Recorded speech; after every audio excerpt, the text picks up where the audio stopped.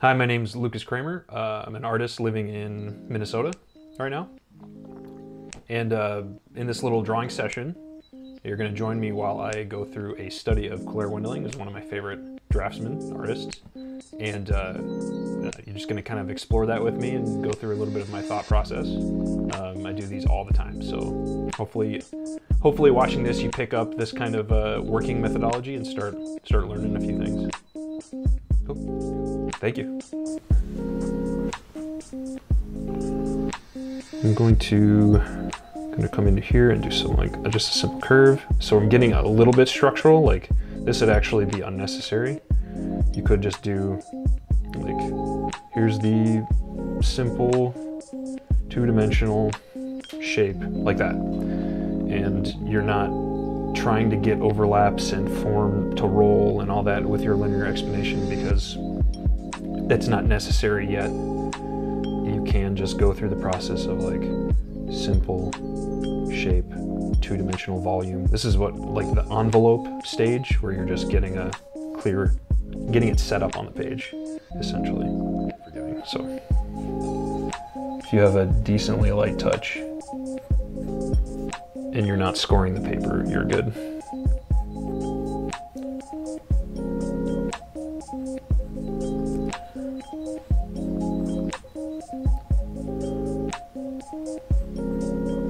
Kind of want to,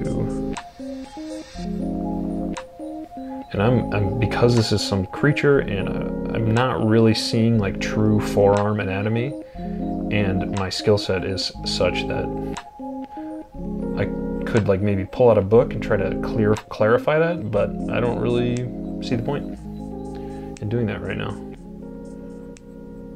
I'm just gonna go for the interesting sort of whatever that is, calligraphic movement through these forms, and if the forms aren't exactly right, it's okay.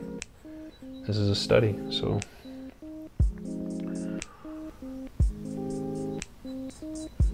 You can see a lot of this process too is a lot about maintaining a general positive attitude while you're doing it. Because I could easily be like, God, this looks like crap, I suck. And it's like, yeah, maybe today I do. Maybe I'm not warmed up, maybe whatever, blah, blah, blah, who cares? And it's like, shut up and do it anyway, even if you don't like how it looks. That'll get you through a lot of the negative spirals that can pop up.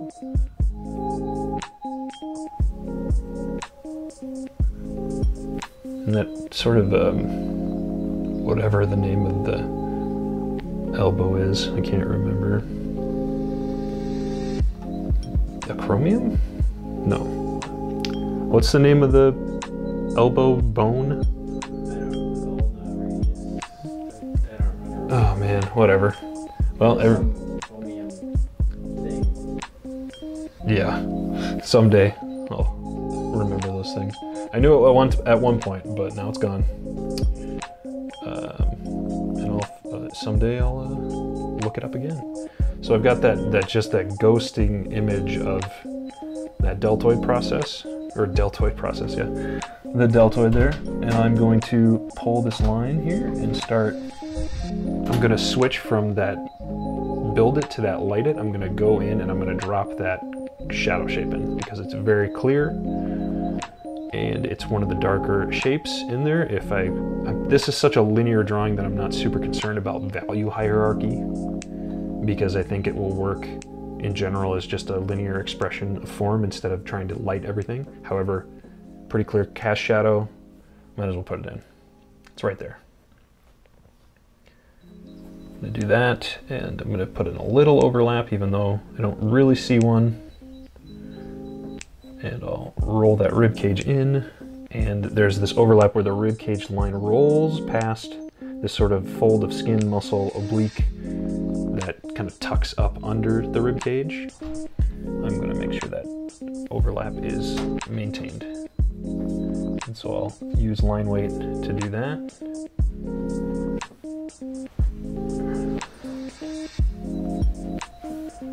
And we've got some sort of hatching for that form.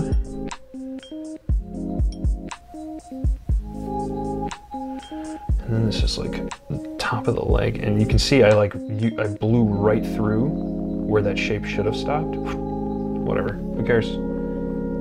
It doesn't really matter because I'm going for I'm trying to extract, obviously, like I've gotten to the point here where I'm trying to just extract the generalized calligraphy choices she's making, because that's what I care about right now, is that she makes really beautiful form calligraphy decisions, and I don't want to copy her forms exactly. I want to copy how she thinks, so that comes out when I'm making form decisions in my drawings with my own designs.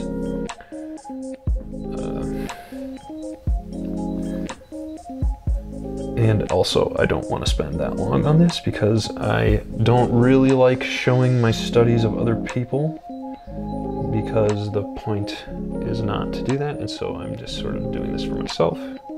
I have no idea what's going on in this section, because it's sort of, she did some sort of rolling mark here that rolls the form, and then she dropped it into shadow by putting a hatch kind of wash over the whole thing, if that makes sense. But I'm gonna get this knee in, and this is the great part, is I'm just following my two-dimensional scaffolding that I put down that no one can see, because once I get a full value range and all the calligraphy in, it's gonna disappear to the eye. I'm gonna put like a little, yeah, I'm gonna fill that in and put like a little skin fold there. And she's got something like that. Yeah, that looks like she's got that. And that's of course what would be happening in that area, is the skin would be folding over. So now I've seen someone, this is a great, like, I don't think I've ever done that myself, where you just put a loop and then fill it with shadow. Maybe I have, but not consciously. That's awesome.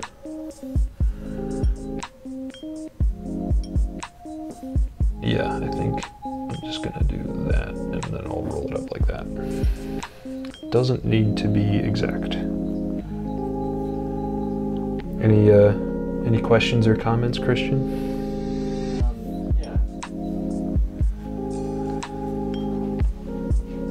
me a second. Sure. We'll drop in his belly button here. He's got as the chain to his belly button. That's pretty wild. I'm gonna edit the chain out, maybe.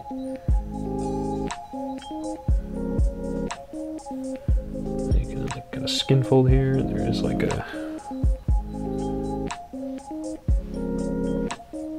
you could add it in after the fact, I suppose. I'm going to title this video 3 Steps to Drawing. Sure. 3 Steps to Draw Anything. Place it, build it, light it, man. Actually, should be. It's like a Daft Yes.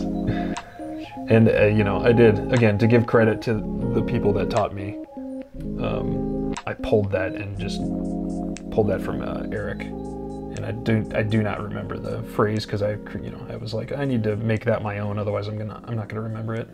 So I kind of modified it a little, but it's the same information. Do you mind if I try something? Can you move your leg? I want to see if I can get this much closer to. That's perfect, actually. Yeah, that's way better. Sure.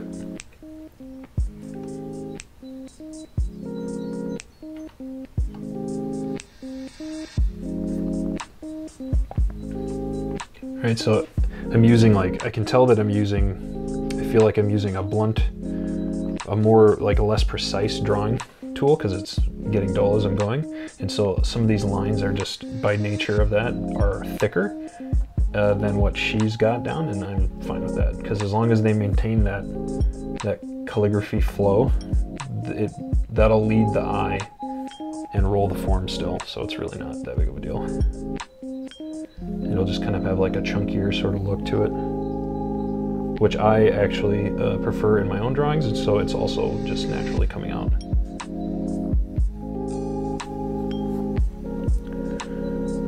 And so we gotta get some of the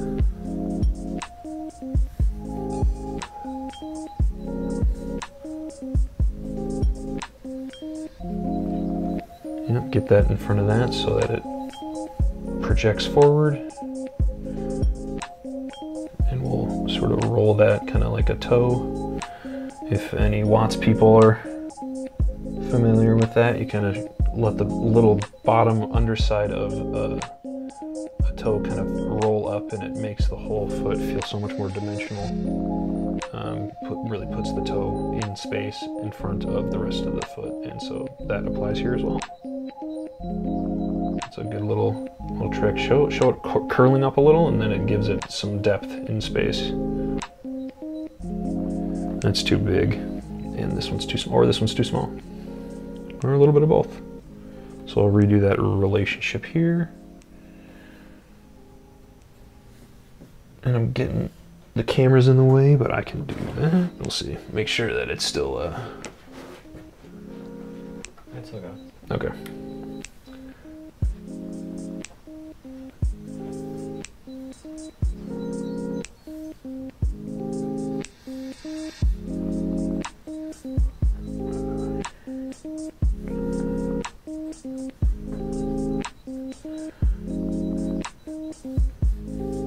And I'm going to do exactly what I think she did. She put a little like roll. It's kind of like the hair sort of tuft at the end of this calf, and it doesn't necessarily make sense to me how this lower leg section can fit in there. Maybe it's rolling behind the rock, or it's like sitting on front. It doesn't really matter. I'm just going to follow her lead and kind of just fill this area in and hope that that uniform hatching visually creates a single shape, and since it's darker, it pushes it back behind this kind of cloven, whatever that's called. Tom would know. Tom Babby. But yes, the foot, the toe. And pretty close. If I just barely look here, my ghosted kind of initial lay-in is fairly close to that. So, you know, sometimes that works. And when I'm really warmed up and really going, I can bust these out pretty quick, but they always kind of, you know, there's no way to do a study and not have some of your own preferences leak into it. It's part of the deal. I'm gonna, before I do that, does that feel all right? I feel like that's kind of a little bit much, but we'll see. Yeah, it still feels kind of compressed.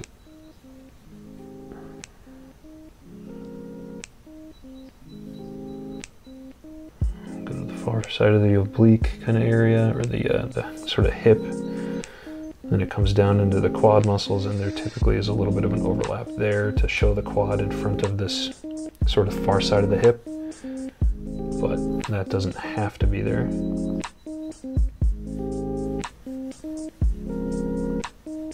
And we'll do kneecap, and we'll roll it in, and just a little bump there. So there's sort of the patella, and then it goes down to like whatever equivalent this creature has of a tibial tuberosity, which is like the attachment point at of the patella. But this is it's all silhouetted, and so it's just a few bumps, and there's not even any contour lines to indicate it. But that's why it's pretty impressive, because those tiny little differences can really make the form just not work. I'm gonna do that. Why not? And he's got she's indicating some hairs here, and just kind of generally over it there. I'm going to be a little more chaotic with it and a little less precise, because we're rolling through this. And core shadow on this like lower abdomen, pretty clear silhouetted shape. There's like a little tuft here for like, looks like probably the muscle separation from the upper quad area to this like inner thigh muscle, which I don't remember the names for. Vastus lateralis. Yep, one of those. The vastus something something. Vastus lateralis is the vastus medialis. Lateralis is outer, medialis would be inner. Yeah. So yeah. Adductors. You know, and it's one of those things where I've drawn enough people that I can kind of navigate a form relatively well, and my anatomy is good enough where I can go, oh, I've seen that shape before, and I know what the function it plays in the body generally. So there is a point where it's like it's okay to let go of the names. And then eventually, hopefully, you'll pick them up again, and I'll roll that with that form and kind of merge into that little shadow there. Hopefully you pick up the anatomy later on and study it again and be more left brain with it, and they'll stick at some point.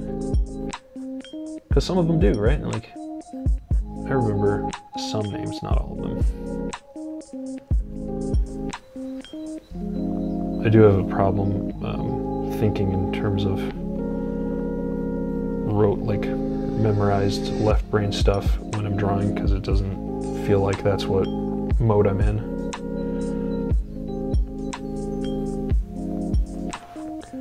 This is like a really interesting calf shape too, because it's like, it's kind of got this like really dramatic push out and then it pulls back in, but it has like a stair step bump, and so there's like, I think it's the soleus, which is under the calf muscle maybe.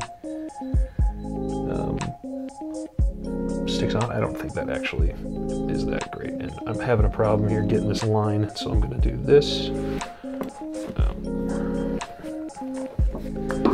Typically I am constantly moving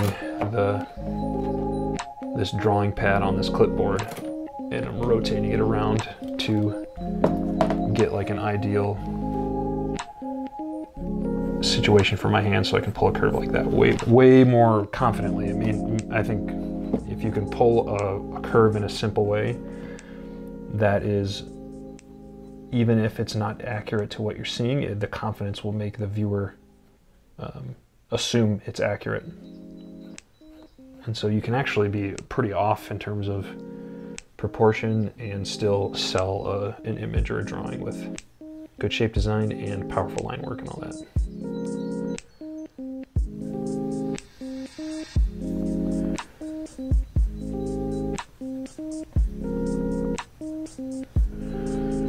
So fun. And this comes down to like, okay, that's the simple, you gotta just fill these shapes in with line to drop them in form, drop them in shadow, and I'm gonna like ghost that out because I'm not really sure if I want to do that. Hold on. And this is like a little unclear in my drawing, not in hers, but we're getting to that point where I want to get to the head, because that's going to be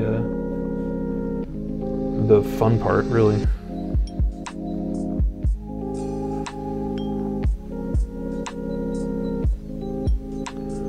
We'll fill this in, why not?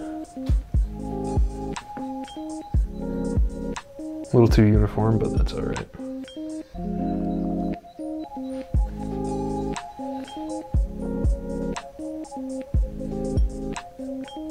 Yeah, I'm having a problem getting the line work I want with being like cantilevered out here, so I'm gonna do this. I'm gonna actually move it to the left.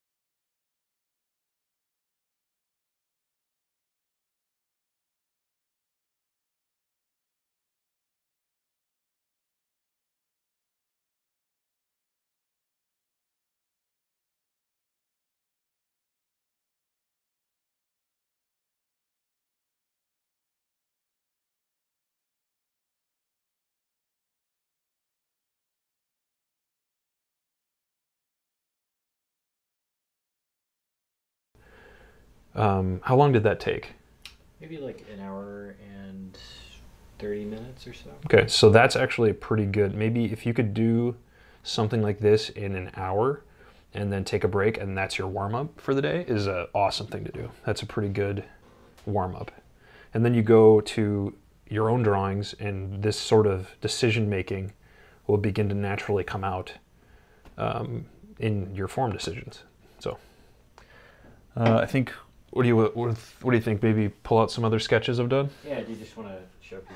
Sure. So here's a few of my Claire Wendling studies from her various books, following that exact same process of place it, build it, light it, but you know, it doesn't always apply to every single drawing, so you know, take it with a grain of salt. But stuff like this, having the edge there drop away, having the edge at the bottom of this bird drop away, simple things like that. I loved how the feet were just gestural, like very simple and clear. Of course, these are my own drawings, so they're my own interpretations. This one's from like over a year ago. I loved the shadow shape and how this like shell was organized. I love the perspective of the head, and just there's so much fun shape design here. I don't care about fairies at all. That's not interesting to me, but this is still figure information that you can apply, like being able to simplify that elbow to a single mark, and then being able to quickly and indicate a foot or a hand in a way that's convincing with, like this one. I absolutely loved that. That was like my favorite part. That was the whole reason I drew the drawing, was because I liked how the feet were done. Very simple, like cool little silhouettes. And then I love that this is a graphic shape, that sort of compositional stuff. Other than that, I mean, you know, just great stuff overall. This is an older one, really old, that I did a little bit ago. So like this sort of hatch marking, these sort of flow lines, you have the shadow shape that you isolate, give it a direction, give it a flow, and that helps the viewer move through it, makes it look more deliberate, so it's not so confusing and they can see it. When you give a shadow shape, a clear silhouette, and then a clear direction in this hatch marking kind of method, the viewer sees it as a single shape, and then they're able to identify the whole shadow shape together at once, which is what gives the illusion of form. This one was fun too, you know, just a lot of, I just love studying Claire Wendling. She's got like this just great calligraphy, great compositions. This part, like having that juxtaposition, like these are just simple shapes that are supposed to be like leaves or something, I'm not sure, but having that, this is in shadow, this is in light, as a framing point to bring this whole thing up. And then of course that rabbit is just like, the expression is super fun, and again, a lost edge there. That kind of stuff is just what I'm looking for, because it really sells the image. And I feel like she doesn't necessarily have those types of things in her rough sketches. She's just finding the composition and the placement and just playing with the characters.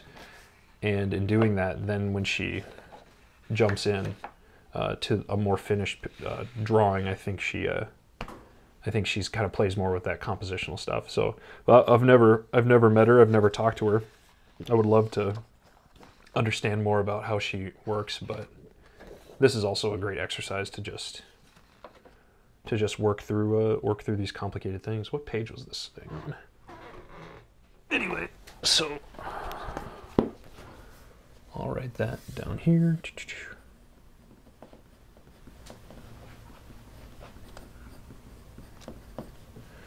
We're in July 2021.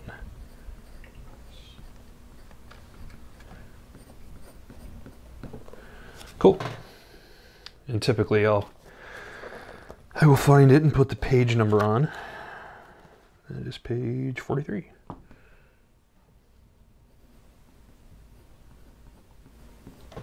It's good to come back to this stuff and see later on, like a week from now, just look at it and go, oh, I missed that. Oh, I like how that looked. Like just now it's like, oh, the torso's too wide. Could have been tapered in a little more. Okay.